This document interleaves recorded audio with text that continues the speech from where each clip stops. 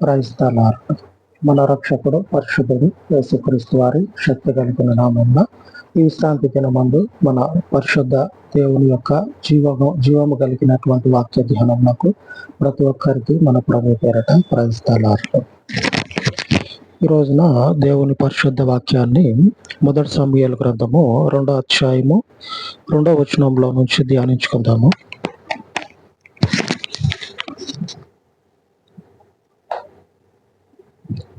మన దేవుని వంటి ఆశ్రయ దుర్గమేదియు లేదు.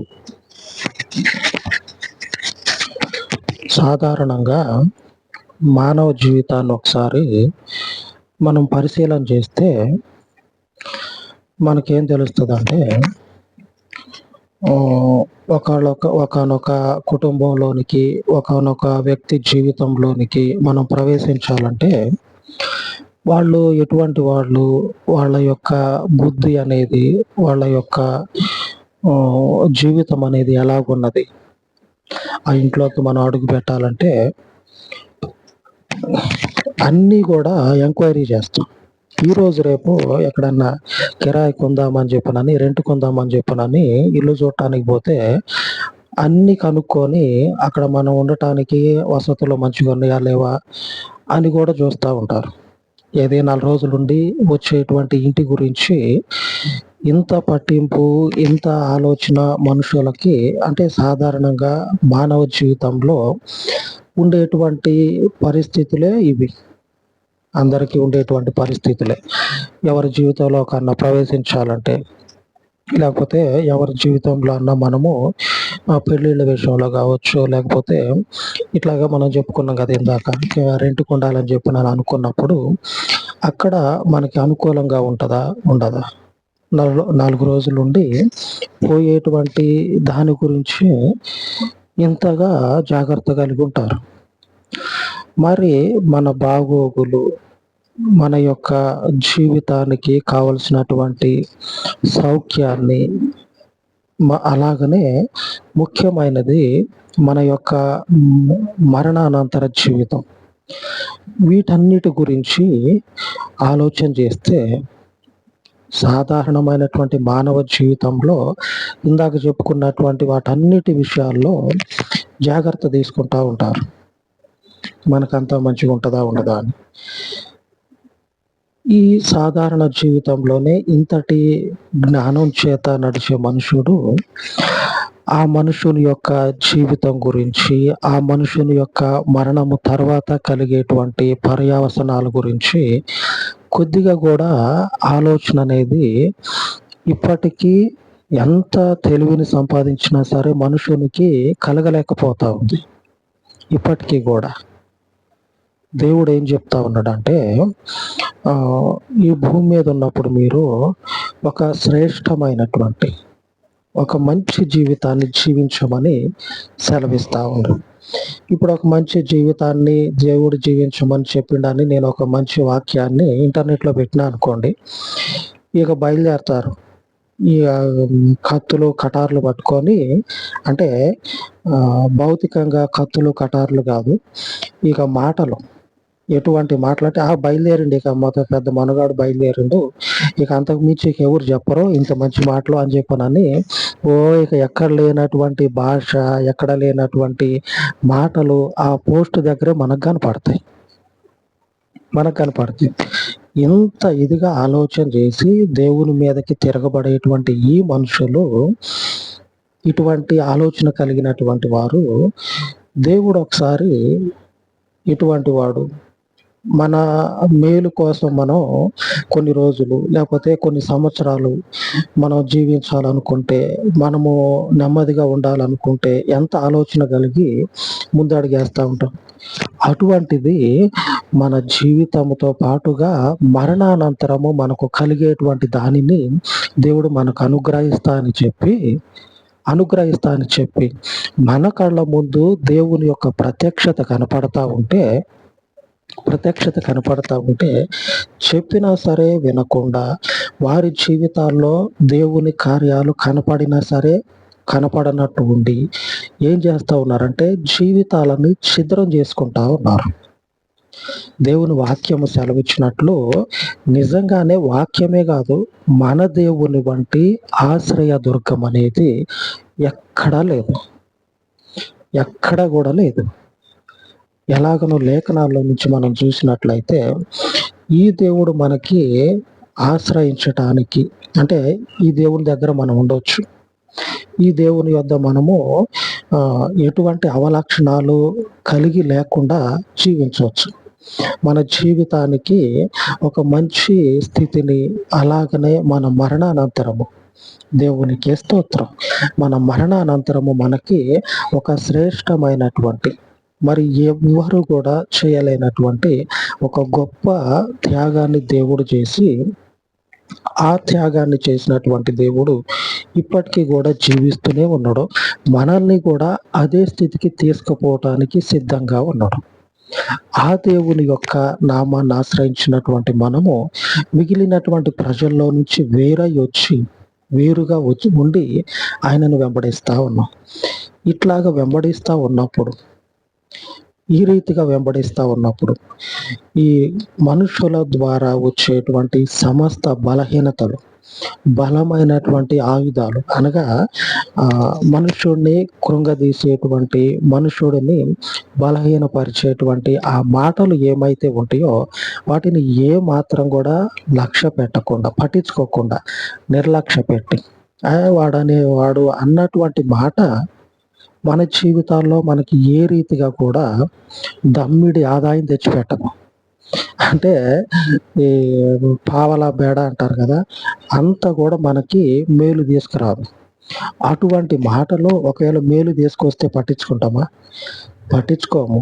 ఎందుకంటే ఈ శ్రేష్టమైనటువంటి జీవితము, మనము ఆశ్రయించదగినటువంటి, మనము నివాసం చేస్తూ ఉన్నటువంటి ఈ దేవుని యొద్ద ఉన్నటువంటి ఈ గొప్ప మనుషునికి మేలు కలగజేసేటువంటి ఈ జీవన విధానము మనకి ఏం చేస్తుందంటే రేపటి రోజున ఆయన యొక్క సమాధానాన్ని స్థిరపరుస్తుంది. దేవుని సమాధానం, మనుషుని సమాధానం ఎలాగుంటది? మనుషునిది ఆ మనుషుని యొక్క ఆలోచన కొలది. ఆ మనుషునికి ఎంత ఆలోచన ఉంటుందో అంత ఆలోచన ప్రకారంగా కష్టపడి, రేయింబగలు శ్రమపడి, వాళ్ళు ఎంత ప్రయాసపడి వాళ్ళు అనుకున్న దాన్ని పొందుకోవాలని చూస్తారో కొన్ని సందర్భాల్లో పొందుకోలేకపోవచ్చు. కానీ దేవుని యొక్క సమాధానం అనేది ఎలాగుంటుందంటే ఖచ్చితంగా ఒక మనుషునికి దేవుడు ఆయన అనుగ్రహిస్తా అని చెప్పినటువంటి దానిని తీసుకొని వస్తాడు ఆ మనుషుని జీవితంలోనికి. కాబట్టి మనం ఏం చేయాలంటే ఈ జీవింప చేయగలిగినటువంటి పేరు, మనము ఆశ్రయించదగినటువంటి ఈ పేరు మన జీవితాల్లో ఒక ఉన్నతమైనటువంటి స్థితికి నడిపించగలిగినటువంటి ఈ పేరు మనకేం చేస్తూ ఉన్నదంటే స్థిరపరచగలిగేంత కృపను చూపిస్తూ ఉన్నది. మనలని ఈ భూమి మీద ఆయనకి విరోధంగా ఉన్నటువంటి మనుషుల ముందు బలపరిచే విధంగా చేస్తూ ఉన్నది. ఎలాగంటే హెబ్రీయులకు రాసిన పత్రికలో ఉంటుంది, 9వ అధ్యాయం, పేజీ నంబరు 203 పేజీ, 9వ అధ్యాయము 14వ వచనం. నేను చదువుతా, 9:14. పేజీ, హెబ్రీయులకు రాసిన పత్రిక 9వ అధ్యాయము 14వ వచనం. నిత్యుడగు ఆత్మ ద్వారా తన్ను తాను దేవునికి నిర్దోషినిగా అర్పించుకొనిన క్రీస్తు యొక్క రక్తము నిర్జీవ క్రియలను విడిచి జీవము గల దేవుని సేవించుటకు మీ మనసాక్షిని ఎంతో ఎక్కువగా శుద్ధి చేయును. ఏం చేస్తా ఉన్నది? ఎటువంటి శుద్ధి? మనం చూసినట్లయితే యేసు ప్రభు అంటే పరిశుద్ధ గ్రంథంలో మనకి మేలు కలగజేసేటువంటి మాటలు, మన శరీరాలకి, జీవితాలకి క్షేమాన్ని తెచ్చేటువంటి మాటలు ఏమైతే ఉన్నాయో అవి మనకి నిజ జీవితంలో అన్యుల ద్వారా, ప్రభుత్వాల ద్వారా, అధికారుల ద్వారా మనకు ఎదురవుతూ ఉంటాయి. దేవునికే మహిమ. మనకి ఈ లోకపు అధికారుల ద్వారా, ప్రభుత్వం ద్వారా, అన్య జనాంగం కూడా మనల్ని ఎవరైతే దూషిస్తూ ఉంటారో వాళ్ళు కూడా చెప్తానే ఉంటారు. ఏది? ఈ జీవవాక్యము ఏదైతే సెలవిస్తూ ఉందో, మీకు నిత్య జీవాన్ని అనుగ్రహించేటువంటి క్రీస్తు రక్తము శుద్ధి చేస్తుంది. ఆయనను ఆశ్రయించినటువంటి మనము, ఆయన మాత్రమే నిత్యమైనటువంటి దేవుడు, మరొక దేవుడు లేడు అని మనం ఆశ్రయించినటువంటి దేవుడు ఈ లోకంలో మనము క్షేమాన్ని పొందుకోవటం కొరకు ఎలాగ జీవించాలనో, ఆయన వాక్యం మనల్ని ఎలాగ శుద్ధి చేస్తుందో, ఏ రీతిగా మనల్ని పవిత్రపరుస్తుందో చూసినట్లయితే, ఆ వాక్యం అనేది మనకి ప్రభుత్వాధికారుల ద్వారా, ఈ లోకపు మనుషుల ద్వారా మనకి ఎదురుపడతా ఉంటుంది. మన జీవితంలో చూసినట్లయితే మనకు ఎదురవుతూ ఉంటుంది. ఈ ప్రభుత్వ అధికారులు, లేకపోతే మనకు ఎదురయ్యేటువంటి ఈ భౌతికమైనటువంటి మనుషులు చెప్పేటువంటి మాటలే దేవుడు అంతకు మునుపు 1000 సంవత్సరాల కిందట మీకు వీటిని అనుసరించినట్లయితే, మీ జీవితాల్లో ఈ వాక్యాలను మీరు అంగీకరించినట్లయితే, వాటి ప్రకారంగా మిమ్మల్ని మీరు శుద్ధి చేసుకున్నట్లయితే, ఈ దేవుని వంటి ఆశ్రయించదగినటువంటి దేవుడు మరెక్కడ కూడా మీకు కనపడ్డు. ఈయన ఆశ్రయించటానికి అర్హుడు. అంటే ఈయన దగ్గరికి రావచ్చా అంటే నిరభ్యంతరంగా, అంటే అభ్యంతరం అనేది లేకుండా వచ్చి ఈయన దగ్గర కూర్చోవచ్చు. ఏముంది ఈ మనగాడి దగ్గర, యేసు ప్రభు దగ్గర ఏముంది అని ఆలోచన చేస్తే చూద్దాము. ఎక్కడంటే కొలస్సీయులకు రాసిన పత్రికలో, కొలస్సీయులకు 3వ అధ్యాయము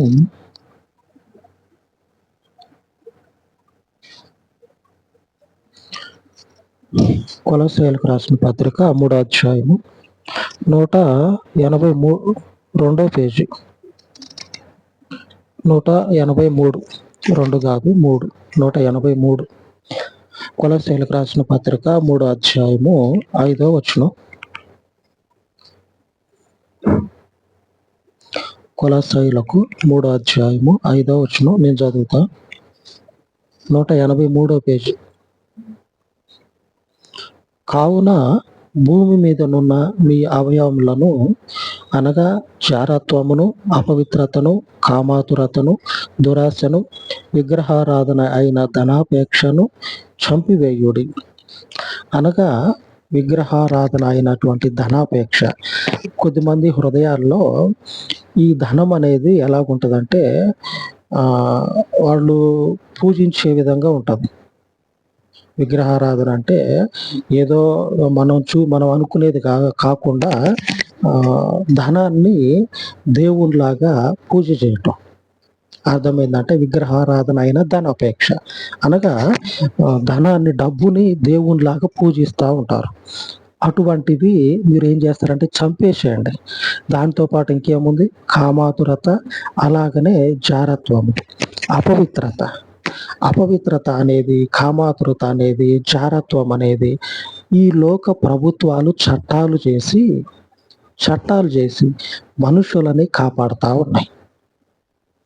మనుషులని ఈ లోక ప్రభుత్వాలు చట్టాలు చేసి అపవిత్రతను కలగజేసుకుంటే, ఇప్పుడు కూడా ఈరోజు రేపు కొన్ని రాష్ట్రాల్లో 18 సంవత్సరాల లోపు ఉన్నటువంటి వారికి, 20 సంవత్సరాల లోపు ఉన్నటువంటి వారికి ఈ ఆల్కహాల్ అనేది ఇవ్వద్దని గవర్నమెంట్ రూల్ పాస్ చేస్తూ ఉంది. ఎందుకంటే చిన్నపిల్లలు పాడైపోతారని చెప్పాను. ఈ లోక ప్రభుత్వాలు ఏం చేస్తూ ఉన్నాయంటే మనుషునికి భద్రతను తీసుకొస్తా ఉన్నాయి. భద్రతని, వాళ్ళ యొక్క ఆరోగ్యం పాడవుతుందని కాపాడుకుంటా ఉన్నాయి ప్రభుత్వాలు. తనను ఆశ్రయించినటువంటి ప్రజలకి దేవుడు 1000 సంవత్సరాల కిందట ఈ చట్టాలు ప్రభుత్వం ఆలోచన చేసి ఇట్లాగే వదిలేస్తే ప్రజల ఆరోగ్యాలు ఖరాబ్ అవుతాయి, పాడైపోతాయి. కాబట్టి ఇది మంచిది కాదని ప్రజల శ్రేయస్సు కొరకు ప్రభుత్వాలు ఏం చేసినాయంటే చట్టాలు తీసుకొచ్చు ఈ విషయాల్లో. కామాతురత, జారత్వము, అలాగే అపవిత్రత, ఆల్కహాల్ గాని, ఇంకా మిగిలిన వాటినన్నిటి విషయాల్లో చట్టాలు తీసుకొచ్చినాయి. ఎందుకంటే మనుషునికి భద్రత ఇవ్వాలి ప్రభుత్వం. దేవుడు తనను ఆశ్రయించినటువంటి వారికి వేల సంవత్సరాల కిందటే ఈ రీతిగా మీరు జీవించండి అని దేవుడు తన ప్రజలని హెచ్చరిస్తా ఉన్నాడు. ఇది దేవుని యొక్క ఆజ్ఞ అయ్యింది. వీటన్నిటిని కూడా మీరు చంపేసిండి. అంటే ఈ విషయాల్లో మీరు పాలు పంచుకోవద్దు. ఇప్పుడు చదివినటువంటి లేఖనంలో మీరు ఏ మాత్రం కూడా నిలబడవద్దు. అవి ఒక మనుషుడిని పాపంలోనికి పడేస్తే వారి శరీరాల్ని పాడు చేసుకునే విధంగా చేస్తాయి. మొట్టమొదటి నుంచి చెప్పుకుంటా వస్తా ఉన్నాం. ఏమని మనము ఒక కుటుంబంలోనికి పోవాలన్నా, లేకపోతే ఒకరిని మన కుటుంబంలోకి తెచ్చుకోవాలన్నా, వాళ్ళ గుణగణాలు ఏంది, వాళ్ళు ఎంతటోళ్ళు, వాళ్ళ జీవితం ఎలా ఉంటుంది అని ఆలోచన చేసి మంచి కుటుంబం అయితే, మంచి మనుషులైతే మన ఇంట్లోకి తెచ్చుకుంటాం. ఆ ఇంట్లోకి పోతాం. మన జీవితాల్లో ఉన్నటువంటి సాధారణమైనటువంటి ప్రక్రియ ఇది. సాధారణంగా అందరూ ఆలోచన చేసేదే ఇది. అదే దేవుని దగ్గరకు రావాలంటే, దేవుణ్ణి ఆశ్రయించి ఈయన్నే మా దేవునిగా మేము పెట్టుకుంటాం, ఈ దేవుణ్ణి మేము పూజిస్తాం, ఈ దేవుణ్ణి మేము అనుసరిస్తాం అని ఆలోచన చేసుకున్నప్పుడు ఇంకెంత వివేచనతోటి ఆ దేవునిని వారి కుటుంబంలో కావచ్చు, లేకపోతే వీళ్ళు ఆ దేవుని యొక్క పరిశుద్ధతలోనికి అడుగు పెట్టే విషయంలో కావచ్చు, ఎంత ఆలోచన కనుక ఆలోచన చేయాలా. దేవుడు అదే సెలవిస్తా ఉన్నాడు. మొదటగా మనం చదువుకున్నటువంటి లేఖనం ఏంటంటే, మన దేవుని వంటి ఆశ్రయ దుర్గము మరెక్కడ కూడా లేదు. ఈ రీతిగా దేవుని ప్రజలకు హెచ్చరిక చేసి ఎప్పుడు వేల సంవత్సరాల కిందట, ఇప్పుడు మనం చదువుకున్నటువంటి వాక్యము రాయబడింది 2026 సంవత్సరాలకు ముందు రాయబడ్డది. అప్పటి నుంచే ఈ పరిశుద్ధుడిని ఆశ్రయించినటువంటి ప్రజలందరికీ దేవుడు హెచ్చరిక చేసుకుంటా వస్తా ఉన్నాడు. మీరు ఈ జీవమైనటువంటి రక్తంలో భాగంగా ఉండాలంటే మిమ్మల్ని మీరు శుద్ధి చేసుకోవాలి. ఎలాగంటే వీటినన్నిటిని విసర్జించి, దేవునికి స్తోత్రం కలుగును గాక, వీటిని అన్నిటిని విసర్జించి దేవుని యొక్క పరిశుద్ధతలోనికి మనం అడుగు పెట్టినట్లయితే దేవుని ద్వారా మనకి ఏం జరుగుతుందంటే గొప్ప క్షేమం అనేది ఎదురవుతుంది. దేవుని క్షేమం అనేది మనకి ఎదురుపడుతుంది. వీటినన్నిటిని కూడా మీరు దరిదాపుల్లో కూడా రానియొద్దు. తర్వాత వచనం చూద్దాం. 2వ అధ్యాయంలోనే 7వ వచనం, పూర్వము వారి మధ్య జీవించినప్పుడు మీరును వీటిని అనుసరించి నడుచుకుంటుర్రి. ఒకానొక సందర్భంలో దేవుణ్ణి ఎరుగనటువంటి స్థితిలో ఏం చేసినాం, మనం కూడా వాటిని అనుసరించి నడుచుకున్నాం కదా. మనం చదువుకున్నటువంటి అపవిత్రత ఏదైతే ఉందో ఆ అపవిత్రతని మనం కలిగి ఉన్నాం దేవునిని అనుసరించక మునుపు. కామాతురత, జారత్వము, ఇంకా లోకంలో ఉన్నటువంటి ఏదైతే చేయకూడదంటారో వాటన్నిటిని చేసుకుంటా వాటిని అనుసరించి వాటి ప్రకారంగా జీవించినటువంటి వాళ్ళమే మనము, వాటి ప్రకారంగా నడుచుకున్నటువంటి వాళ్ళమే మనము. ఇప్పుడు ఈ పరిశుద్ధుడైనటువంటి దేవుని వంటి దేవుడు మరెక్కడ కూడా లేడని ఎరిగి ఆయనలోనికి వచ్చి నిలిచి ఈ శ్రేష్టమైనటువంటి జీవవాక్యము చేత మనల్ని శుద్ధి చేసుకుంటా ఉన్నాం. ఎందుకంటే మన పక్షంగా క్రీస్తు అనేటువంటి మనుష్యుడు దేవునికి మనకి మధ్యలో ప్రధానమైనటువంటి కాపరి, మధ్యవర్తిగా ఉన్నాడు. ఈ మధ్యవర్తి అందరికీ దేవుడుగా ఉండి అనేకులను తన యొద్దకు రప్పించుకుంటా ఉన్నాడు. ఈ శ్రేష్టమైనటువంటి వాక్యాలని అనేకులకు తెలియపరచడం ద్వారా మనం ఎక్కడైనా చూసినట్లయితే ఒక్కొక్క దగ్గర ఒక్కొక్క పరిస్థితి ఉంటుంది. ఆయా ప్రాంతాల్లో కావచ్చు, దేశాల్లో కావచ్చు, ఆ పరిస్థితులు అనేవి వారికి కొన్ని సందర్భాల్లో ఎట్లా ఉంటుందంటే, ఇప్పుడు మనం చదువుకున్నవి ఉన్నాయి, లేఖనాలు అనేవి ఉన్నాయి. ఒక్కొక్క దగ్గర ఇవి వాళ్ళకి హక్కుగా ఉంటాయి. హక్కుగా ఉంటాయి. మనం చదువుకున్నటువంటి జారత్వం అనేది, ఇంకా వ్యభిచారం, అపవిత్రత అనేవి కొన్ని ప్రాంతాల్లో, దేశాల్లో అది వారికి చట్టబద్ధంగా హక్కుగా ఉంటది. వాడు ఆలోచన చేస్తే ఇదేందిరా శరీరాన్ని పాడు చేసుకోమని చెప్పి పైపెచ్చి ఇది హక్కు అని చెప్పనని చెప్తా ఉన్నారేందిరా అని చెప్పనని ఆ ఆలోచన వాళ్ళకే వస్తది. అవును, మనకు ఆ హక్కుగా ఉన్నది. దీనిని మనం పాటించినాం అనుకోండి, కొన్ని దేశాల్లో వ్యభిచారం అనేది చట్టం ఉంది. ఆ చట్టం అనేది వాళ్ళకి ఏం చేస్తా ఉన్నదంటే భద్రత ఇస్తా ఉంది. ఆ వ్యభిచారంలో ఉన్నటువంటి వాళ్ళు ఒకసారి ఆలోచన చేస్తే మిమ్మల్ని మీరు పాడు చేసుకోండి అని చెప్పటం ఏంది? అంతే కదా మరి. ప్రభుత్వం అనేది దాన్ని మనుషులకి హాని కలిగేది ఏదన్నా ఉంటే బ్యాన్ చేయాల. అంటే దాన్ని నిషేధించకుండా మీరు ఏమైనా చేసుకోండి అని చెప్పటం ఏంది? అది ఒకవేళ చేస్తే అట్లాగా జీవితం అనేది, కుటుంబం అనేది, మనుషులు అనేటువంటి వాళ్ళు చెడిపోతారు కానీ బాగుపడరు. మరి మనల్ని బాగు చేయాల్సినటువంటి వాళ్ళు చెడిపోండి అని చెప్పటం ఏంది? దేవుడు ఏమంటా ఉన్నాడంటే ఏ మాత్రం కూడా వీటిని మీరు అనుసరించి నడుచుకోవద్దు. ఇప్పుడైనా, తర్వాత అయినా, మరొకసారి అయినా, ఎప్పుడైనా సరే ఆయన వద్దు అని చెప్పినటువంటి ఈ జీవ వాక్యాన్ని మీరేం చేయాలంటే పాటించి తీరాలంతే. ఇది దేవుని చట్టం. ఈ చట్టాన్ని గైకొనటం ద్వారా మనకేం జరుగుతుందంటే ఆయన యొద్దకు వచ్చినాం కదా, వచ్చినందుకు మేలు జరుగుతుంది. మన యొక్క కుటుంబాలకి, జీవితాలకి, సంఘాలకి దేవుని యొక్క క్షేమం అనేది ఎదురుపడుతుంది. ఆయన కలుగజేస్తాడు. తర్వాత వచనం చూద్దాం. చివరిగా 8వ వచనం. ఇప్పుడైతే మీరు కోపము, ఆగ్రహము, దుష్టత్వము, దూషణ, మీ నోట బూతులు అను వీటినన్నిటిని విసర్జించుడి. ఇవన్నీ కూడా ప్రతి దేశంలో, ప్రతి మనిషిలో ఉంటూనే ఉంటాయి. ఇందాక చెప్పుకున్న వ్యభిచారం అనేది ఫలానా దేశంలో ఎక్కడో ఏలు పెట్టి చూపించే విధంగా ఉంటాయి.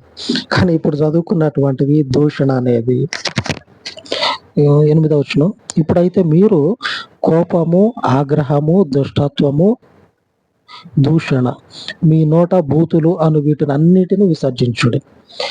ఈ మాటలన్నీ కూడా ప్రతి ఒక్క మనుషుని నోటిలో నుంచి వస్తూనే ఉంటాయి. రాని మనిషి అనేటువంటి వాడే లేడు. కానీ దేవుడు ఏమంటా ఉన్నాడంటే ఇవి మీ నోట్ల నుంచి రావద్దు. దేవునికే మహిమ. ఈ వాక్యం అనేది ఏ మనిషి దగ్గర అయినా, ఏ దైవం అని పిలువబడేటువంటి వారి యొద్ద అయినా సరే మనకి కనపడదు. ఇవి మీరు మాట్లాడొద్దు అని లేఖనం చెప్తా ఉంది. కానీ ఇవే మనకి ఉన్నతమైనటువంటి స్థానాల్లో ఉన్నటువంటి వారి దగ్గర నుంచి సాధారణమైనటువంటి మనుషుని వద్ద వరకు కూడా ఈ మాటలు అనేవి మనకి వినపడుతూనే ఉంటాయి. కానీ జీవము కలిగినటువంటి పరిశుద్ధుడైన దేవుడు ఏమంటా ఉన్నాడంటే బూతులైనా సరే, దూషణ, ఇంకా బూతులతో పాటు దూషణ అనేవి సాధారణమైనటువంటి మనుషులు మాట్లాడే ప్రతి అపవిత్రమైనటువంటి మాటలు అనేవి మీ నోట్లో నుంచి రానేకూడదు. అది దేవుని పరిశుద్ధత. ఈ పరిశుద్ధతని కలిగి జీవించమని దేవుని వాక్యము సెలవిస్తా ఉంది. మన జీవితాల్లో ఈ రకమైనటువంటి పవిత్రతను మనము కలిగి ఉంటేనే ఈ దేవునిని ఆశ్రయించినందుకు మనకి మేలు జరుగుతుంది.